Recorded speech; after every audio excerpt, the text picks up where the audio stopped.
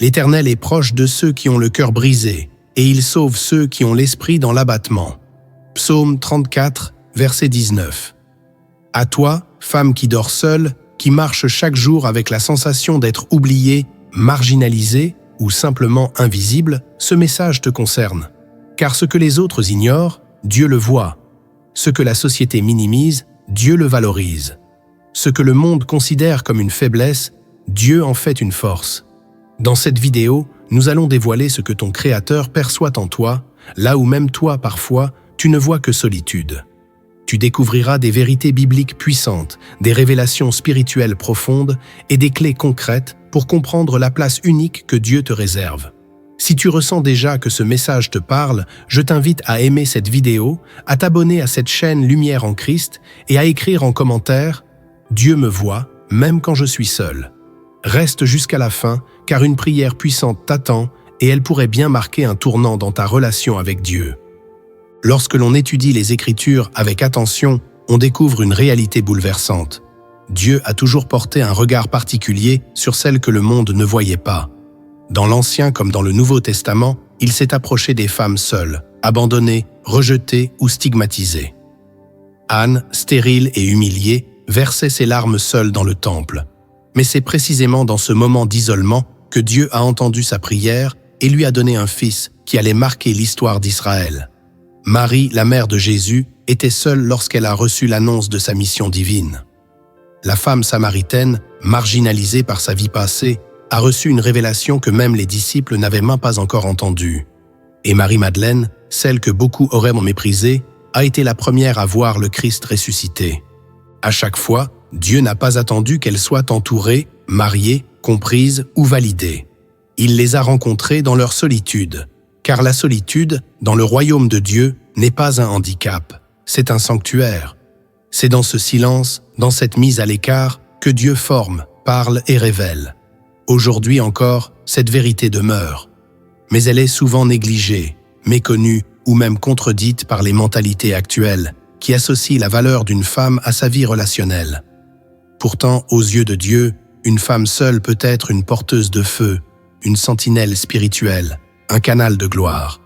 Et c'est cette vérité que nous allons explorer en profondeur dans les prochaines parties de cette vidéo. Avant de te révéler ce que Dieu voit en toi, femme seule, il faut d'abord que tu comprennes les fondations sur lesquelles repose ton appel.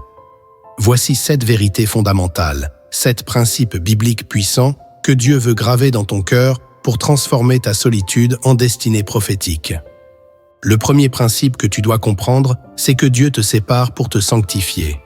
Il y a des saisons où Dieu ne permet pas l'union, non pas parce que tu n'es pas digne d'amour, mais parce qu'il veut d'abord te faire traverser la sainte séparation. Ce n'est pas un abandon, c'est une mise à part. Quand Dieu a voulu élever Moïse, il l'a isolé 40 ans dans le désert. Quand il a appelé Élie, il l'a conduit près du torrent de Kérit, seul. Quand il a voulu transformer Paul, il l'a tenu loin des apôtres pendant des années. À chaque fois, la solitude n'était pas un vide, mais un terrain sacré. Et pour toi, c'est la même chose. Si tu vis seul, si tu dors seul, si personne ne partage ton quotidien, ce n'est pas une malédiction. C'est une invitation. Dieu te prépare, il te purifie, il t'enseigne. Il te sanctifie pour un appel que peu comprennent. Ce que les autres appellent retard ou vide sentimental, Dieu l'appelle sanctuaire de préparation. Ne cherche pas à t'en échapper, ne le méprise pas. Entre pleinement dans ce lieu secret. Car c'est là que tu apprendras à écouter sa voix sans interférence. C'est là qu'il ôtera de ton cœur les attachements qui t'alourdissent. C'est là qu'il te revêtira d'une autorité nouvelle. Si tu acceptes cette mise à part, elle deviendra ta plus grande force. Car Dieu ne t'a pas isolé pour te diminuer. Il t'a séparé pour t'élever. Et bientôt, ceux qui t'ont vu seul te verront transformé. Le deuxième principe que tu dois comprendre, c'est que Dieu façonne ta foi dans le secret. Les plus grandes œuvres de Dieu ne commencent jamais sous les projecteurs. Elles prennent naissance dans le silence, dans la poussière, dans les larmes versées sans témoin. Si tu marches seul aujourd'hui, ce n'est pas un hasard. Dieu te cache non pas pour t'oublier, mais pour t'enseigner. Ta foi n'a pas besoin d'être vue pour être puissante. Elle a besoin d'être authentique. Et c'est dans ce lieu secret, sans écho, que Dieu teste ton cœur. Il observe ta persévérance quand personne ne t'encourage. Il mesure ta confiance quand aucune main ne tient la tienne. Il examine ta fidélité quand tu n'as que sa parole pour tenir debout. Et dans ce désert invisible aux autres, ta foi devient réelle. Elle se détache des émotions. Elle s'arrache aux circonstances. Elle s'enracine dans la vérité éternelle. Ce que tu vis maintenant est une école. Une école où l'on apprend à marcher sur l'eau sans que personne ne le voie. Une école où l'on grandit en maturité spirituelle bien avant que l'on te donne une responsabilité visible. Si tu acceptes ce processus, tu deviendras inébranlable. Ce n'est pas le confort qui forge une femme de Dieu, c'est l'intimité dans la tempête. Alors n'envie pas celles qui semblent avoir tout. Rappelle-toi que celles que Dieu prépare dans l'ombre seront celles qu'il utilisera avec puissance. Tu n'es pas en train de perdre du temps. Tu es en train d'apprendre à croire comme peu savent croire. Le troisième principe que tu dois comprendre, c'est que ton absence de mari ne t'empêche pas d'être féconde pour Dieu. La fécondité dans le royaume de Dieu ne se mesure pas en fonction d'un statut conjugal, mais selon la capacité du cœur à porter sa présence. Tu peux ne pas avoir d'alliance au doigt, et pourtant enfanter spirituellement des générations entières par ta prière, ton obéissance, ton adoration cachée. Le monde attend que tu sois marié pour te voir accompli. Dieu, lui, attend seulement que tu sois disponible. Regarde Anne. Avant même de recevoir son enfant, elle portait déjà un cœur sacerdotal. Elle intercédait avec une intensité qui faisait trembler les cieux. Regarde Marie. C'est en étant vierge, seule, sans homme, qu'elle a été choisie pour porter l'enfant divin. Regarde Déborah. Elle était épouse, mais ce n'est pas son mariage qui a marqué l'histoire.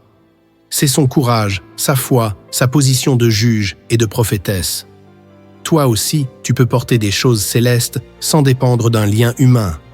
Tu peux enfanter des projets, des destinées, des délivrances. Ton ventre spirituel n'est pas stérile. Il est peut-être juste en attente de la parole divine. Ne laisse pas ta solitude t'éteindre. Que ta solitude devienne un terrain de conception. Une chambre haute où Dieu dépose ce que personne ne voit encore. Car lorsque tu portes sa volonté, tu es féconde. Et quand l'heure de l'enfantement sonnera, rien ne pourra arrêter ce que tu mettras au monde.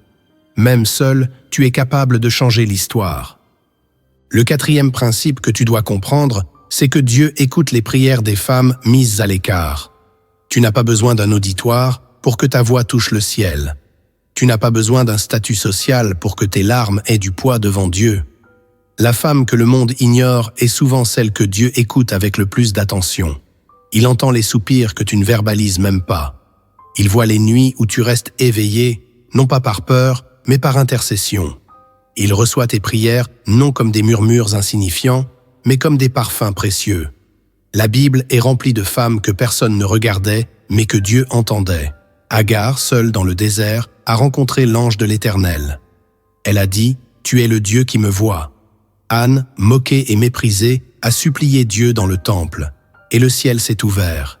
La veuve de Sarepta, ignorée par les puissants, a nourri un prophète, et sa maison n'a jamais manqué de rien. Dieu ne méprise jamais une prière portée par la solitude. Au contraire, il s'y attarde. Il y répond souvent avec puissance. Si tu vis mise à l'écart, sache que tu es dans un lieu d'accès direct au cœur de Dieu. Tes prières ne sont pas faibles. Elles sont brûlantes. Elles ont une pureté que peu atteignent. Continue de prier, même dans le vide. Continue de crier, même si personne ne t'écoute. Car Dieu, lui, t'écoute toujours. Et ce que tu sèmes aujourd'hui dans la prière, tu le récolteras demain dans la gloire. Le cinquième principe que tu dois comprendre, c'est que Dieu t'apprend à l'aimer avant tout autre. Il y a un amour qui ne déçoit jamais, un amour qui ne se retire pas, un amour qui ne trahit pas. C'est celui que tu développes avec ton Créateur. Quand Dieu te garde seul, c'est souvent pour te détacher des attachements humains qui prennent trop de place. Il t'invite à le connaître d'abord, avant de connaître l'autre. Il t'enseigne l'amour vertical avant de permettre l'amour horizontal. Car si tu ne sais pas recevoir son amour, tu chercheras toujours à combler ton vide avec des relations imparfaites. Ton cœur deviendra dépendant de ce qui est fragile. Et Dieu t'aime trop pour te laisser vivre dans cette dépendance émotionnelle. Alors il t'invite dans une intimité exclusive. Il devient ton confident, ton refuge, ton époux invisible. Comme il l'a dit dans Osée chapitre 2, verset 14. « Voici, je veux l'attirer et la conduire au désert, et je parlerai à son cœur. C'est dans ce désert-là qu'un amour pur naît, un amour qui te guérit, un amour qui te stabilise, un amour qui te prépare à aimer sans idolâtrer. Car une femme qui a été comblée par Dieu ne cherche plus l'autre pour se réparer, mais pour construire. Si tu acceptes cette école de l'amour divin, tu deviendras inébranlable. Même seule, tu te sentiras complète. Même sans être choisie par un homme, tu sauras que tu es choisie par Dieu. Et cette assurance transformera ton regard, ta posture, ta destinée. Ce que tu vis n'est pas une privation. C'est une fondation. Le 6e principe que tu dois comprendre, c'est que Dieu révèle des mystères à celles qui n'ont que lui. Il y a des révélations que Dieu ne partage pas avec tout le monde. Elles ne sont pas prononcées dans les foules. Elles ne sont pas données à ceux qui vivent distraits. Elles sont confiées à celles qui, dans leur silence, écoutent. Et quand tu es seul, quand tu n'as personne pour remplir le vide de tes jours, c'est Dieu lui-même qui s'y installe. Et dans ce lieu vide des hommes, mais rempli de sa présence, il te parle. Il te confie des choses que d'autres ne peuvent pas porter. Des visions, des avertissements, des compréhensions profondes. Ce n'est pas un hasard si les plus grands prophètes ont été formés loin des regards. Ce n'est pas un hasard si les anges apparaissent souvent à ceux qui sont seuls. Regarde Marie. C'est dans la solitude de sa chambre qu'elle a reçu l'annonce divine. Regarde Anne, la prophétesse. Elle servait seule dans le temple jour et nuit, et Dieu lui a montré le Messie. Quand tu n'as que Dieu, ton esprit devient plus réceptif. Tu n'as pas de bruit extérieur pour noyer sa voix. Tu es capable d'entendre l'indicible. Et ce que Dieu te montre dans le secret deviendra plus tard une lumière pour d'autres. Ta solitude, si tu la vis dans la foi, devient un canal. Tu ne reçois pas pour toi seul.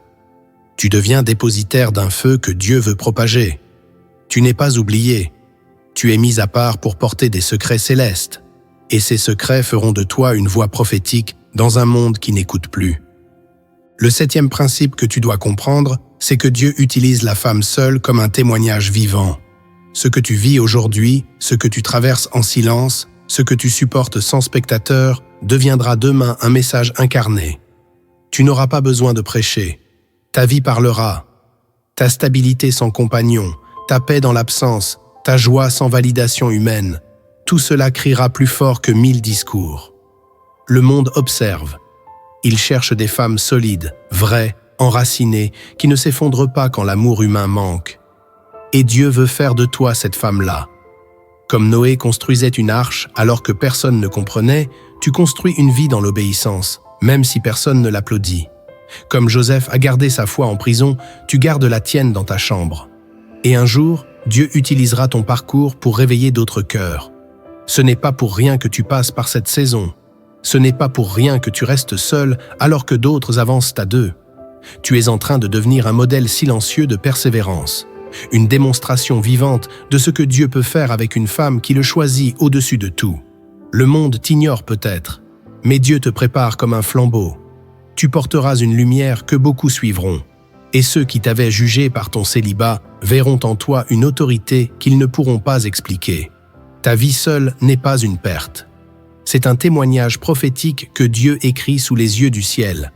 Ce que tu viens d'entendre n'est que le début.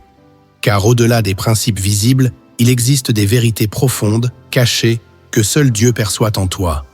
Ces vérités, rares, sont ceux qui les discernent, mais elles transforment tout.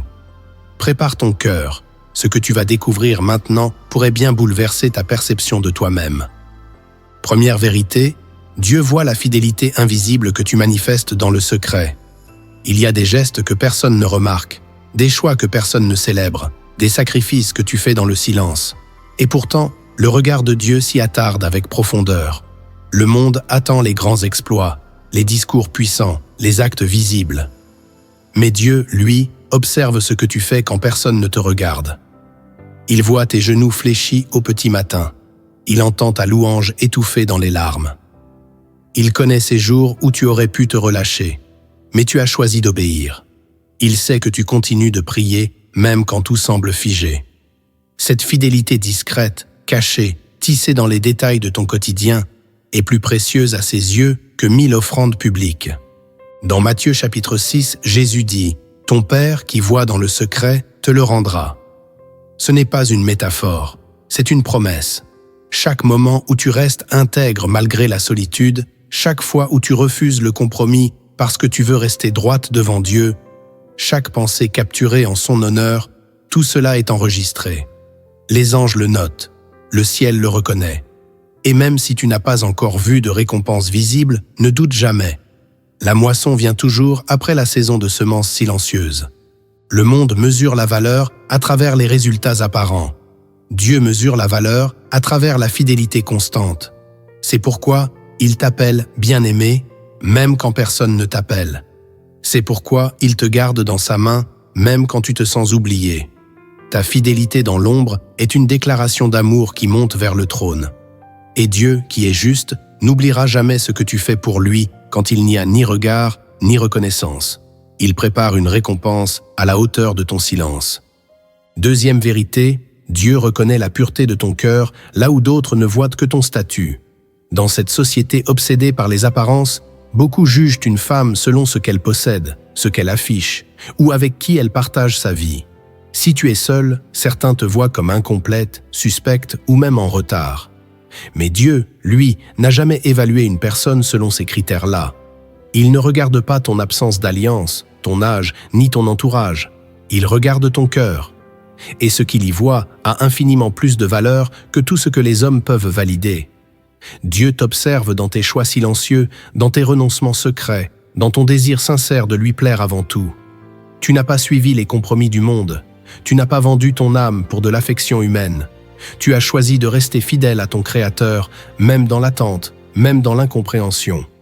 Dans le premier livre de Samuel, chapitre 16, verset 7, Dieu rappelle à Samuel que l'homme regarde à ce qui frappe les yeux, mais que l'Éternel regarde au cœur. Ce verset te concerne personnellement. Il sanctifie ta solitude. Il purifie ton témoignage. Il valide ta dignité, même quand personne autour de toi ne la reconnaît. Et si tu gardes cette pureté, même quand elle te coûte, tu actives une faveur particulière. Car Dieu se révèle davantage à ceux qui ont un cœur entier. Il te donne une paix que personne ne peut voler. Il te rend sensible à sa voix. Il fait couler une huile de distinction sur ta vie. Et cette pureté devient un bouclier. Elle te protège de l'amertume, de la honte, du mensonge. Elle attire sur toi un respect céleste, invisible mais réel. Le monde peut t'oublier, mais Dieu te marque. Et si tu restes fidèle à ce que tu es, il t'élèvera au moment parfait. Ce que les autres n'ont pas vu, Dieu l'a déjà couronné. Troisième vérité, Dieu entend les promesses que tu lui as faites dans la solitude. Il y a des mots que tu n'as prononcés qu'en sa présence. Des engagements que tu lui as donnés dans des nuits silencieuses, alors que personne ne te comprenait. Des pactes sacrés, tissés entre tes larmes et ta foi.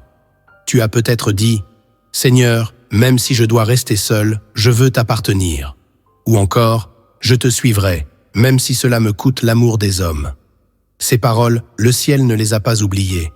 Dieu n'a pas besoin que tes promesses soient publiques pour les prendre au sérieux. Il les a gravées dans son cœur, comme des alliances d'honneur. Et parce qu'elles ont été faites dans le désert, elles portent un poids que beaucoup ne mesurent pas. Souviens-toi d'Anne dans le premier livre de Samuel. Elle a fait un vœu en silence, sans prêtre, sans témoin humain. Mais Dieu l'a exaucé. Il a pris sa promesse et l'a transformée en destin. C'est ce que Dieu fait avec toi. Les paroles que tu lui as adressées ne sont pas parties dans le vide. Elles sont montées comme une offrande. Et si tu tiens ta part de l'engagement, Dieu tiendra la sienne avec puissance. Il t'honorera là où tu avais été ignoré. Il mettra dans tes mains ce que tu avais déposé sur son autel. Spirituellement, ces promesses sont comme des clés. Elles ouvrent des portes de grâce. Elles activent une confiance nouvelle. Elles font de toi une femme d'alliance, une femme que Dieu peut envoyer, bénir, établir. Tu n'es pas seulement une croyante, tu es une partenaire de sa volonté. Et cela change tout. Car quand une femme marche en cohérence avec ses engagements célestes, elle devient inébranlable. Elle ne cherche plus à plaire aux hommes. Elle vit pour satisfaire Dieu. Et cette posture attire une gloire que personne ne pourra lui enlever. Ne doute jamais, ce que tu as promis dans l'ombre, Dieu s'en souvient. Et il est fidèle pour te répondre dans la lumière. Quatrième vérité, Dieu connaît les blessures que tu caches derrière ton sourire. Tu avances, forte en apparence, droite devant les autres, parfois même rayonnante. Mais en toi, il y a des cicatrices, des souvenirs qui brûlent encore, des trahisons que tu n'as jamais racontées, des silences imposés, des abandons que tu as dû supporter seul. Le monde te félicite pour ton courage, mais ne voit pas les combats intérieurs que tu mènes. On admire ta stabilité, sans connaître les nuits sans sommeil, les larmes retenues, les prières criées dans l'obscurité. Pourtant, Dieu, lui, voit tout. Il voit ce que tu caches. Il sent ce que tu retiens. Il comprend ce que personne ne soupçonne. Dans le livre des psaumes, il est écrit « L'Éternel est proche de ceux qui ont le cœur brisé, il sauve ceux qui ont l'esprit abattu. » Ce verset n'est pas une consolation abstraite, c'est une promesse concrète. Cela signifie que plus tu souffres en silence, plus Dieu s'approche de toi. Pas pour t'observer de loin, mais pour guérir en profondeur. Il ne méprise aucune larme, il ne banalise aucune douleur. Et plus encore, il transforme ses blessures en source de grâce. Car une femme blessée qui reste fidèle devient une arme spirituelle redoutable. Sa compassion grandit, son autorité s'affirme, sa sensibilité devient un canal prophétique. Si tu laisses Dieu entrer dans ces zones blessées, tu expérimenteras une guérison que rien ni personne ne pourra t'offrir. Il ne te répare pas à moitié. Il te reconstruit avec puissance. Et chaque cicatrice devient un témoignage. Tu ne seras plus défini par ce que tu as perdu, mais par ce que tu as surmonté. Et les autres verront non pas une femme brisée, mais une femme façonnée. Ce que tu vis n'est pas une condamnation. C'est une préparation. Dieu est en train de te faire passer de la blessure à la gloire. Et quand il aura terminé, ton histoire deviendra une source de guérison pour d'autres. Cinquième vérité, Dieu prépare une élévation qui ne dépendra d'aucun homme. Il y a des femmes que l'on croit incomplètes tant qu'elles ne sont pas en couple. Des femmes qu'on laisse de côté dans les cercles sociaux, dans les églises, dans les projets, simplement parce qu'elles n'ont pas d'alliance au doigt. Mais Dieu ne construit pas sa gloire sur les critères humains. Il ne suspend pas ton appel à la présence d'un époux. Il n'attend pas qu'un homme te valide pour te donner une mission. L'élévation que Dieu prépare pour toi ne dépendra d'aucun regard extérieur, d'aucune approbation humaine, d'aucun statut conjugal. Elle découle de ta fidélité, de ton obéissance, de ton cœur entièrement tourné vers lui. Regarde Déborah. Elle ne fut pas reconnue à cause d'un mari, mais à cause de la voix de Dieu sur sa vie. Regarde Marie-Madeleine. Elle fut envoyée vers les apôtres comme première témoin de la résurrection. Regarde Anne, la prophétesse. Elle vivait seule, mais sa présence dans le temple avait plus de poids que celle de bien des prêtres. Toutes ces femmes ont été élevées sans attendre qu'un homme leur ouvre la voie. Leur élévation venait d'en haut. Et toi aussi, Dieu t'élèvera depuis le ciel. Il te positionnera là où tu n'étais pas censé être. Il mettra sur toi une autorité que personne ne pourra contester. Et cette élévation ne suscitera pas la confusion, mais la gloire. Si tu acceptes de lui faire confiance dans la saison de l'invisibilité, Dieu t'amènera dans une dimension où rien ne pourra t'arrêter. Tu n'auras pas besoin de forcer les portes, il les ouvrira devant toi. Tu n'auras pas besoin de mendier l'attention, il fera en sorte que ton obéissance parle pour toi. Et ce que tu pensais être un retard, Dieu le transformera en précision divine. Tu n'es pas mise de côté, tu es mise à part. Et quand viendra l'heure de ton élévation, tu sauras que seul Dieu pouvait écrire une histoire aussi parfaite. Ton témoignage ne glorifiera pas un homme, mais ton Père céleste. Et cela, personne ne pourra le nier. Ce que tu viens d'entendre n'est pas un simple enseignement, c'est un appel. Un appel à marcher autrement. Un appel à regarder ta solitude non plus comme une malédiction, mais comme une mission. Et maintenant, il est temps de passer de la révélation à l'application. Car la lumière que Dieu a déposée dans ton cœur, à travers cette parole, ne doit pas rester théorique. Elle doit transformer ta vie, ton regard, ta posture, ton intimité avec lui. Dieu n'est pas venu te flatter, il est venu te équiper. Il veut que tu sortes de cette vidéo avec des clés spirituelles concrètes que tu puisses utiliser dès aujourd'hui. Pas demain, pas dans une autre saison. Maintenant. La première chose que tu dois faire, c'est changer ton langage. Tant que tu continueras à te définir par ce que tu n'as pas, tu resteras lié à une perception terrestre de ta vie. Ne dis plus « je suis seul », comme si c'était une faiblesse. Dis « je suis mis à part ». Ne dis plus « je suis en attente », comme si tu étais dans une salle vide. Dis « je suis en préparation ». Ce que tu déclares a du pouvoir. Le monde spirituel répond à ta voix. Et si tu alignes ton langage avec ce que Dieu dit de toi, tu verras tes pensées se réaligner elles aussi. Tu commenceras à voir ta vie comme un terrain d'adoration et non comme un désert émotionnel. Ensuite, tu dois sanctifier ton espace. Si tu dors seul, que ta chambre devienne un sanctuaire. Qu'elle respire la paix. Qu'elle reflète la présence de Dieu. Ce n'est pas parce que personne ne partage ton lit que cet endroit doit être vide de sens. Mets de la louange. Affiche des versets. Crée une atmosphère où Dieu se sent attendu. Car ce que tu honores dans le physique, il le manifeste dans le spirituel. Ton lieu de solitude peut devenir un lieu de visitation. Et tu seras surprise de voir combien sa présence remplira ce vide que les humains ne peuvent combler. Dieu veut aussi restaurer ton image intérieure. Beaucoup de femmes seules, même spirituelles, vivent avec une blessure d'identité. Elles croient qu'elles valent de moins parce qu'elles ne sont pas choisies, parce qu'aucun homme ne les appelle, parce que leur téléphone reste silencieux. C'est un mensonge. Tu n'as pas besoin d'être choisi par un homme pour être choisi par Dieu. Et si tu as été élu par le ciel, alors aucun rejet terrestre ne peut t'atteindre. Laisse le Saint-Esprit travailler cette vérité en toi. Prie pour que ton regard sur toi-même soit renouvelé. Demande à Dieu de t'aider à te voir comme il te voit. Tu n'es pas une femme à moitié. Tu es une œuvre complète. Tu n'attends pas d'exister. Tu existes déjà. Et ta valeur ne change pas en fonction de qui te remarque ou t'ignore. Ta valeur est fixée depuis la croix et elle ne sera jamais négociable.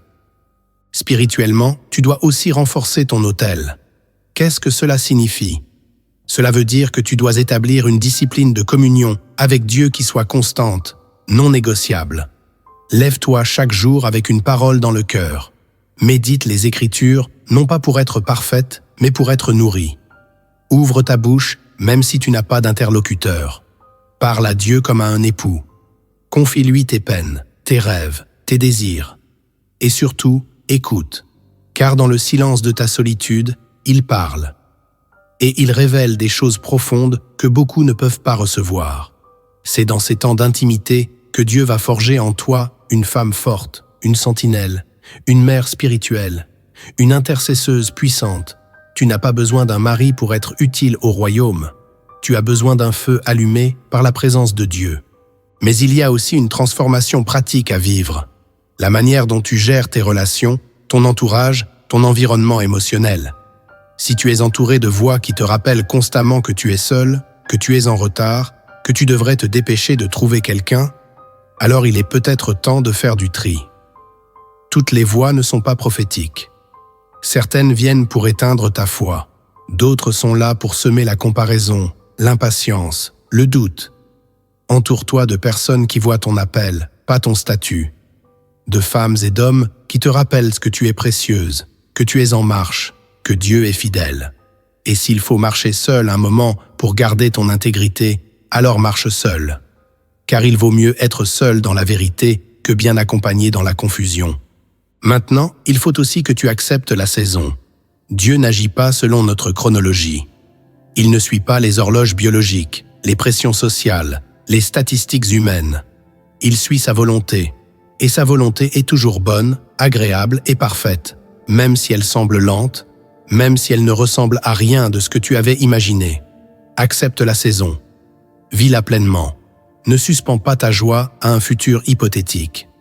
Danse maintenant, ris maintenant, voyage, découvre, grandis, sers, aime. Maintenant.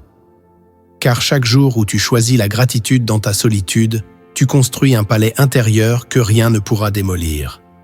Et ce palais deviendra le lieu de ton autorité. Les femmes qui embrassent la saison que Dieu leur donne deviennent invincibles. Elles brillent, même sans bijoux. Elles rayonnent, même sans compagnie. Et puis, il y a une dernière clé. Il faut que tu sois prête à bénir. Oui, bénir celles qui vivent ce que tu aimerais vivre. Ne laisse pas l'envie s'installer. Ne laisse pas l'amertume polluer ton cœur. Si une sœur se marie, bénis-la. Si une autre devient mère, réjouis-toi avec elle. Car ce que tu bénis, tu prépares à recevoir. Ton cœur doit rester pur, ton esprit doit rester léger. Et c'est dans cette liberté intérieure que Dieu pourra te faire entrer dans ta propre saison sans que tu sois écrasé par la comparaison ou la jalousie. Sois une femme qui célèbre les autres, même quand elles pleurent en secret. Dieu voit cela, et ce genre de cœur attire sa faveur. Pour conclure cette transformation spirituelle, laisse-moi te raconter une histoire. Une parabole inspirée des cieux. Il était une fois une femme appelée Éléora. Elle vivait dans un village où chaque maison était éclairée par la lampe d'un couple. Mais elle, seule dans sa maison, n'avait que la flamme de son autel personnel. Chaque nuit, elle priait, adorait, pleurait parfois. Les gens la regardaient avec pitié. Certains disaient « elle doit avoir raté quelque chose ». Mais Éléora continuait. Un jour, une grande tempête frappa le village. Toutes les lampes s'éteignirent, sauf une, celle d'Éléora. Pourquoi ? Parce que sa flamme n'était pas entretenue par des circonstances, mais par la présence. Les gens, en panique, se sont dirigés vers sa maison. Et là, dans sa solitude, Éléora est devenue une lumière pour tout le village.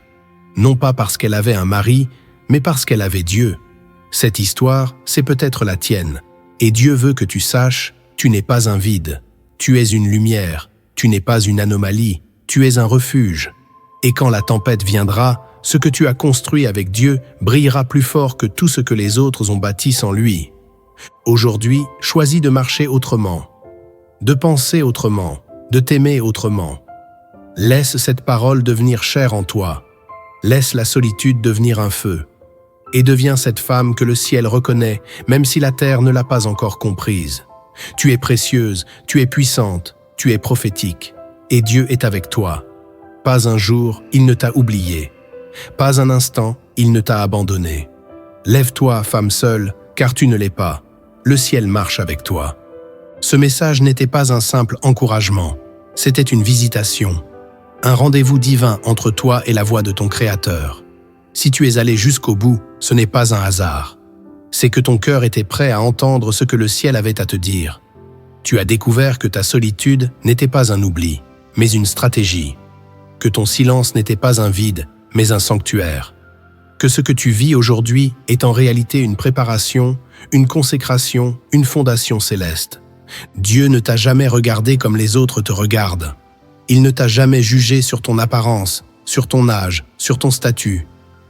Il t'a toujours vu comme une perle rare, un trésor caché, une voie que personne encore ne comprend, mais que lui a déjà validée. Et si tu acceptes de marcher dans cette révélation, ta vie ne sera plus jamais la même. Tu ne vivras plus comme quelqu'un en manque, tu vivras comme quelqu'un en mission. Tu ne demanderas plus « Pourquoi je suis seul ?» Tu commenceras à demander « Seigneur, qu'est-ce que tu veux faire à travers moi dans cette saison ?» Maintenant, il est temps de répondre.